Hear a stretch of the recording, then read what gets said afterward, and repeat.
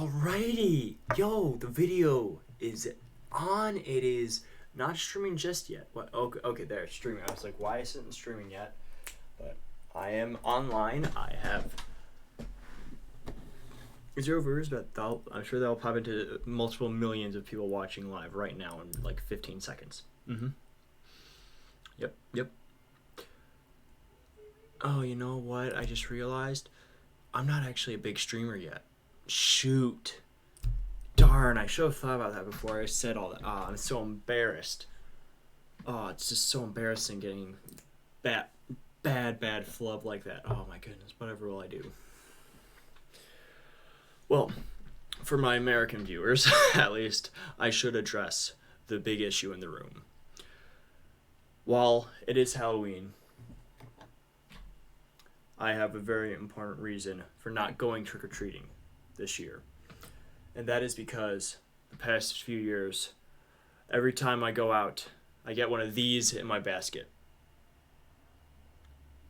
And it's honestly, it's really annoying, dude. It rings in my ears all the time, and then I take care of it eventually, but by the time I take care of it, I just find another one. It's so much pain. In other news, because it is still Halloween, chat, I am wearing a very special surprise. And by that, I mean I'm wearing Rick and Morty socks. This is my Halloween costume. And yes, these are free feet pics. Take them while you got them. Now that we got all the serious topics out of the way, let's get on to the funny stuff. No. I actually had some serious things to talk about. I'm gonna wait a few minutes though.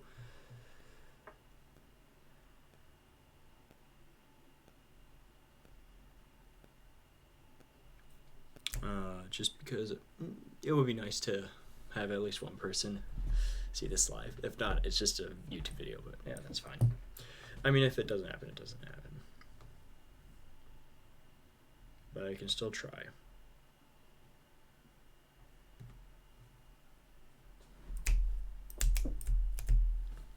You know, while I'm thinking about it,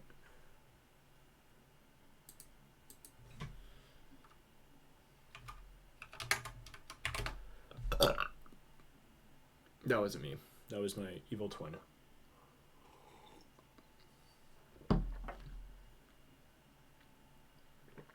No. Doug's not live.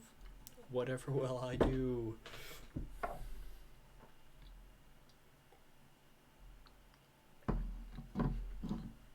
Nearly just, I mean, I wasn't gonna watch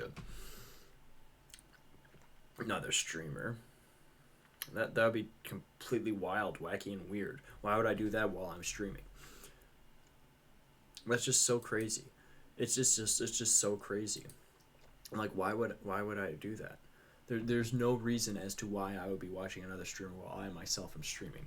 Like, there's no reason or, really basis for that baseless claim. There is no evidence whatsoever. There is no evidence that I am watching another streamer. Because, obviously, I'm devoted 100% to the stream. And there's nothing else that I'm focused on at all in this moment.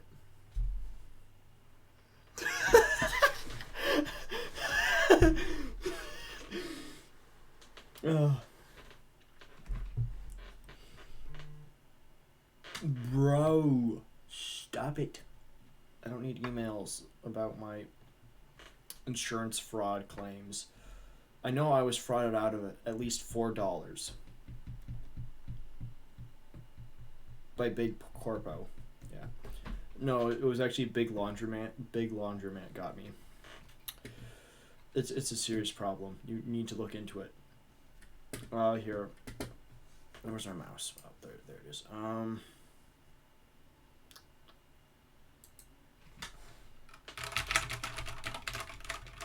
If you search these following characters, you will definitely get to 100% big laundromat, and they will find you. So do not search those. Actually, I have to remove my search history now, not because of, because of that, not because of other. I'm joking.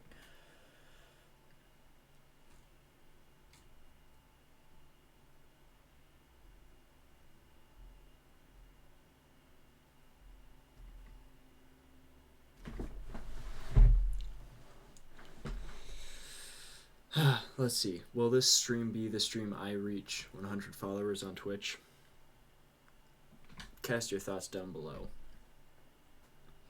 Or next to me. Remember. Wait. You're watching me. This is mirrored. It's that way, right? I'm gonna look so dumb in the VOD footage if that was wrong. Okay. So chat. I have been spending a lot of time on Instagram. I know it might be a problem, but it's not really. There's no reason that is a problem because I'm only spending like 6-7 hours a day. There's at least 4 more hours in a day after that. But there's nothing's going on. Don't worry about it. It's fine. I don't spend any time on Instagram. I mean what? This is a very bad bit. But while I'm on Instagram, so while I'm on Instagram, you're watching the reels and you're seeing. It's mainly curated by sounds and music. That's how every shorts platform really is. Unless you can break out and become a very good artist or creator, a lot of shorts are just playing off trends. Even the big creators, they usually don't even use their voice. They usually are lip syncing or dubbing over, putting a new twist on a trend. And one of those trends is trend sounds that I've been hearing a lot recently, and it's a really good song. I really like it. Is no wind resistance.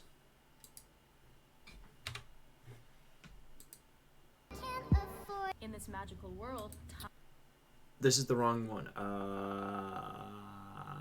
Shoot. This is what I. I've been here 60 years and I'm still not bored. There's absolutely nothing that I can't afford, and I found that almost everything is made of cardboard. And there's Okay. So that one right there. That one line. What the heck is on my... Oh my goodness. My depth perception is terrible. Okay, so that one line right there is very, very, put it bluntly, nihilistic. Because of how, material things are just like, eh. But more in depth, that one is trending a lot because that's how a lot of people feel now. That's how a lot of people feel. And it's how our society kind of views life now as you want to reach something, be materialistic, but at the same time, there's nothing to really care about. There's nothing to work for. Especially if for a lot of people that have money, that they can have stuff when they're young. They're not going to work for anything. And that is causing a big problem of, well, maybe not right now, but we've started seeing uptick in, unemployment and people not wanting to work because there's no need to, because they can just get handouts every day, all day. And in that, this song just sparked in it because, as you may know, I'm a Christian, and as a Christian, I read my Bible a lot. And in reading my Bible a lot, this verse right here echoes very closely to a book of the Bible. A book of the Bible that is the most nihilistic book of the Bible. And that is because of how this material world is and how it's going to fade away. Now, a little background on Kinneret. She's a Jewish playwright, or songwriter, not playwright. And I'm going to show the clip where she talks about it in a second.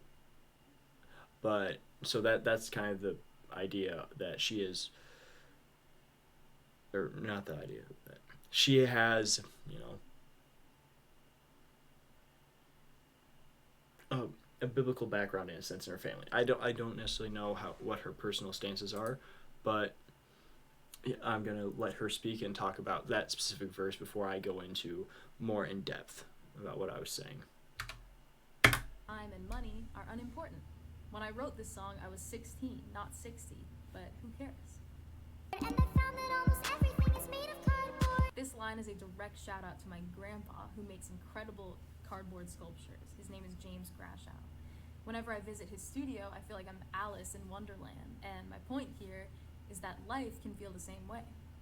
There's also a double meaning with this line, which is that all of our material items that we practically worship, our Prada, our B.B. Simmons, Simon. I've never heard of B.B. Simmons. No clue what that is. I have heard of Prada. It's a disease of the foot, right? Like athlete's foot. Or whatever. They're all just toys. They're fun, but they're arts and crafts that other humans have put together, and we can collect them, we can trade them, but they don't make us any more important than someone else. They just don't. Okay. So she explains that there, and her view is a little bit different than mine. So, but that's fine, because that it doesn't matter, because it's music.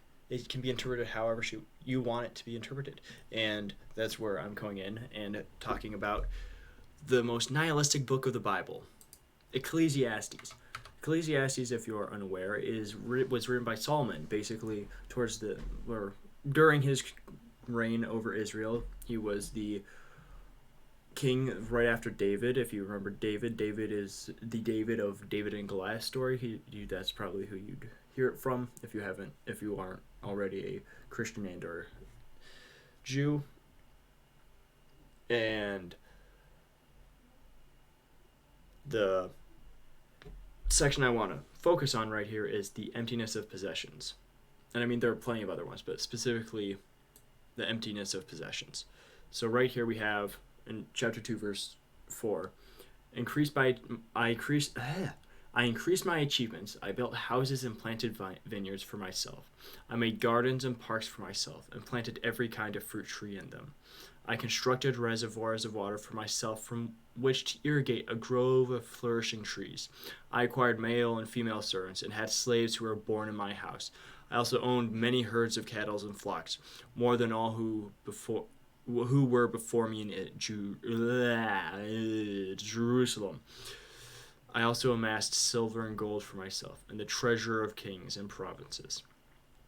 I gathered male and female singers, ironic, for myself, and many concubines, the delights of men. I wonder what he's talking about there. So I became great and surpassed all who were before me in Jerusalem. My wisdom also remained with me. All that my eyes desired, I did not deny them. I did not refuse myself any pleasure, for I took pleasure in all my struggles. This was my reward for all my struggles. When I considered all that I accomplished and what I labored to achieve, I found everything to be futile and pursuit of the wind. There was nothing to be gained under the sun.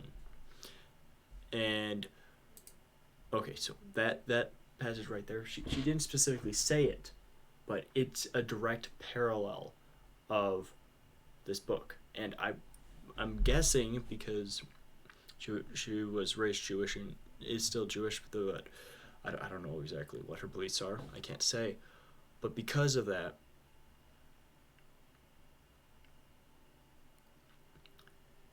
it's ingrained in her at some point that this helped formulate. I'm just taking a guess here, but it seems to me that she was influenced by these few verses here, because that's how material things are viewed, because that is what life is ultimately going to lead. If you search after material and physical things, if you seek to have the best singers, to have the best music, to produce fruit, to produce physical quantities of anything, to have physicality, you are going to ultimately be futile. And this guy was top of the world at the time. At the time of his writing this, he was like the number one goat that was alive. And he is empty. But he's a king that had everything. He achieved it, though some of it was passed down from his father and God. He sought after and grasped it all, yet he still found it all to be futile. And that is what my main meaning of this, or my main point of this. Sorry, I thought my parent was trying to talk to me. This is what my main point of this is, that in life now, we feel just as futile, or we have the same amount of futility and wind because we don't have anything higher to look for. I live in a very blessed place. I don't have everything for me, but I don't need to worry about a lot. And in that, I can pursue what I want. And that is what this is talking about. We often think that poor people are worse off because they have less. But what this passage in the Bible is talking about, and what I have come to understand, is that while we may have more physically, they have more spiritually. And that's why it's important for each and every one of us to be able to seek after a higher purpose, to seek after a higher calling. For me, that is Jesus. For you, I pray that is also Jesus. But I can't dictate that. That is a choice for you to make, and for you to seek after God yourself. I am only here to influence you in that. But in that, I wish to influence you and show you that, and show you at least to first that you need to have God, and needing God is something that will help fulfill that futility. I can speak English sometimes because it's all going to be for naught. Once we die, we're dead. Our bodies eventually turn to dust. We're not going to be able to take any of the things we collected here. The things in my room right now, the things you can see behind me, the lamps, the posters, the bags, the headphone case, all of this stuff here will eventually turn to dust. It may stay a while. It may outlast me. Or it could all just burn down tomorrow. My point is that having a lot of things will not give you meaning, and I pray that that is the message you get out of this, and that you need to have something more in your life than just material. I've been here 60 years, and I'm still not bored. There's absolutely nothing that I can't afford. And I found that almost everything is made of cardboard. And there's absolutely nothing I can't sing with weird chords. 60 years. Still not bored. Yeah, there's plenty more to experience in life. But there's absolutely nothing that I can't afford. And everything is made of cardboard. That is what is my biggest takeaway from this song, is that, yeah, the nihilism is real because we don't have any higher faith in our normal everyday lives. Christians even too. We still stay focused on the material. We still stay focused on the physical, like what we can see with our eyes. Like, oh, okay, so that person is more successful. Oh, that person is better off. But it's all through the filter of internet. It's all through the social medias that we have here, bro? Instagram, YouTube, Twitter, Facebook, Snapchat, Twitch.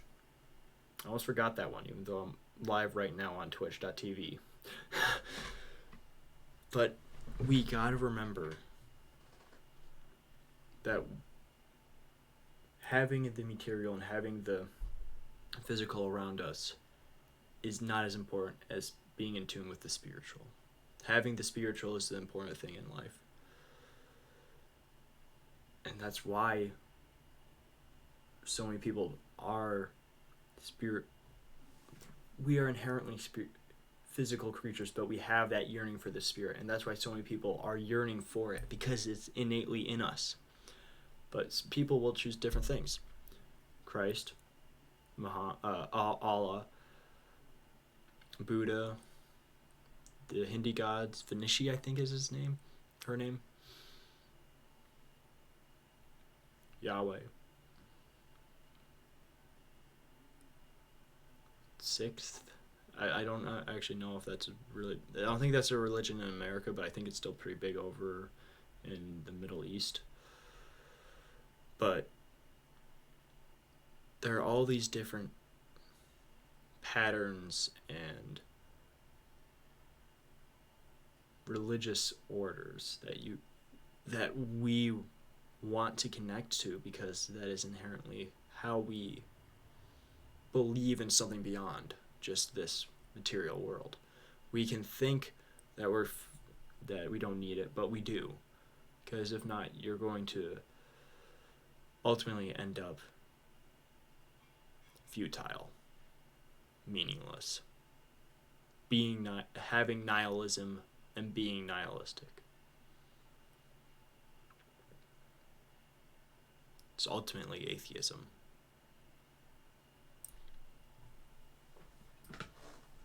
Oh, my eyes.